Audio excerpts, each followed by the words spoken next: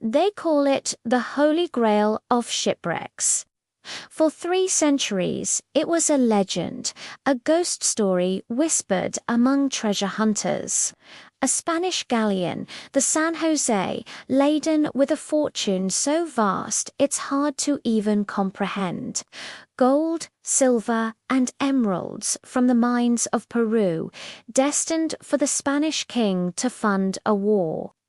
But in 1708, off the coast of Cartagena, Colombia, a battle with British warships sent the San José and its 600 souls to a watery grave, nearly 2 miles deep in the crushing dark.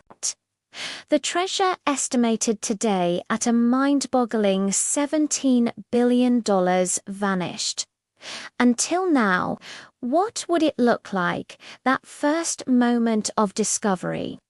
Imagine being behind the controls of a remotely operated vehicle, an ROV, exploring the eternal night of the abyss. For hours, there's nothing but blackness. Then your sonar pings. The spotlights cut through the water, and something materializes from the gloom. Not rock, but wood. The ornate carved prow of a majestic galleon frozen in time. Bioluminescent algae cling to its surfaces, outlining it in a ghostly green light. As your ROV glides closer, the beams reveal the impossible, a mountain of gold coins. A cascade of emeralds spilling from a shattered hole in the hull, glittering like a dragon's hoard in the crushing pressure of the deep. It's a scene that is both awe-inspiring and deeply, profoundly haunting. Let's switch perspectives. Picture the view from the ROV itself. You're not just an observer. You are the machine. A digital display on your screen shows the depth, 3,100 feet. The water temperature is near freezing. Your mechanical arm, a marvel of engineering, extends with surgical precision. Its claws, designed for delicate work, gently brush away centuries of marine sediment from a bronze cannon, its surface now a canvas for deep-sea life. Beyond the cannon, under the cold, efficient glow of your LED lights, lies a sight that defies belief, a colossal pile of silver ingots. Stacked like firewood, gleaming with a pale, ghostly light. The HUD flickers, updating a value estimate. $17 billion. This isn't just history. It's a sci-fi treasure hunt come to life. But beneath the staggering wealth lies an equally staggering tragedy. We can't forget the 600 people who went down with the ship. What if we could bridge the gap between then and now? Imagine a split screen.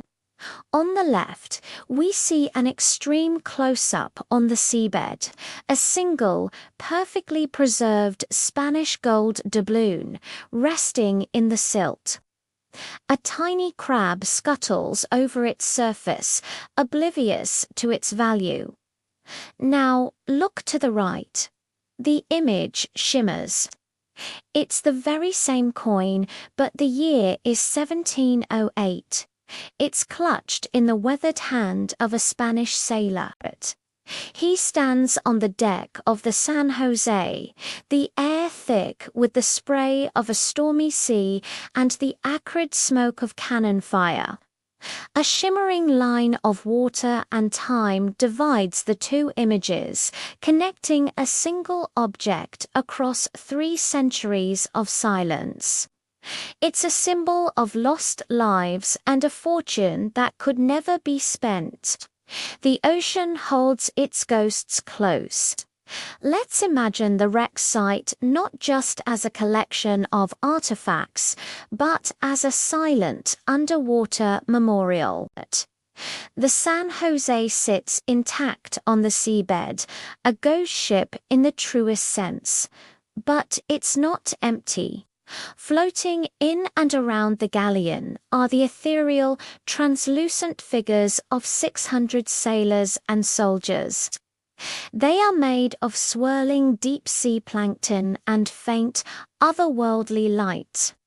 In an eerie, silent ballet, they go about their duties in slow motion, a captain on the quarterdeck, a cannoneer at his post. They are spectral echoes, forever bound to their final resting place.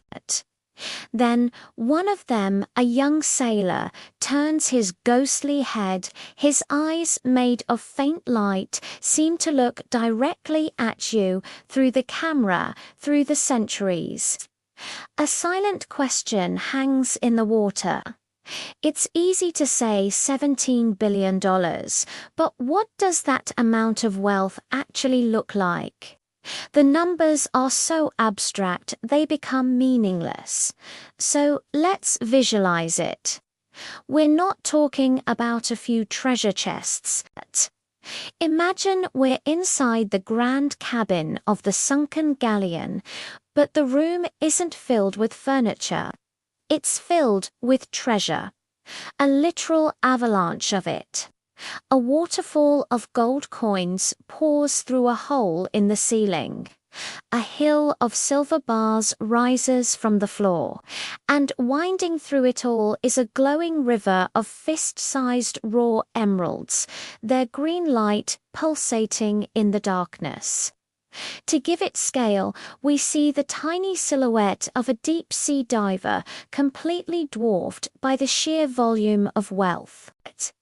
It's a scene from a fantasy, a king's ransom 100 times over, made terrifyingly real. Or perhaps we can visualize its value in a more conceptual way. Focus on a single object, one flawless, fist-sized emerald resting on the dark seabed. It's perfect, a testament to the Earth's power and the ambitions of an empire. But as we zoom in, we see a reflection in its crystalline surface. It's not the surrounding ocean. Instead, shimmering inside the stone is a holographic map of our modern world. We see global trade routes as glowing lines, stock tickers scrolling endlessly, gold and oil prices fluctuating. The reflection visualizes the economic earthquake this one stone represents. A tiny object with the power to destabilize markets and shift the balance of global power. It's not just a gem, it's a concentration of unimaginable economic force. And that brings us to the modern-day dilemma. The treasure has been found, but it can't be touched. Why? Because a complex international legal battle is raging over who truly owns it. Imagine a powerful visual telling this story. We see a glorious, sun-drenched reconstruction of the San José in its prime, sails full, flags flying, gliding across the sea in 1708. Then the image splits. Below it, we see the ship as it is today, a wreck on the seabed, but overlaid on the wreck are 3 intersecting laser grids. One is red, labeled Spain, claiming the ship as a vessel of the state. Another is blue, labeled Colombia, claiming it as part of its national heritage found in its waters. And a third, a grid of gold, is labeled private entities, representing the salvage companies who claim they found it first. The treasure, the literal $17 billion, is locked in the center, caught in a cage of international law. This standoff isn't just happening in courtrooms, it's happening right now, at the bottom of the ocean. Picture the wreck site again. It's surrounded, but not by sharks or giant squid. Instead, 3 different models of advanced underwater drones hang motionless in the water, their lights piercing the oppressive dark. They are silent robotic guardians sent by competing nations and corporations. Each one is observing the wreck and observing each other in a tense triangular standoff. It's a scene straight out of a cyberpunk thriller, a Cold War being fought by machines 2 miles beneath the waves. The treasure glows in the center of their silent watch, a prize so valuable no one dares make the first move. The story of the San José is more than just a treasure hunt. It's a story of empire and ambition, of human tragedy and of modern-day conflict. It's a legend that has become a reality, a ghost that has returned to haunt the 21st century. The treasure remains in the dark, a glittering prize and a solemn tomb, waiting for its final chapter to be written. Thank you so much for watching. If you found this story as fascinating as I do, make sure to like this video and subscribe to the channel for more deep dives into the world's greatest mysteries. See you next time.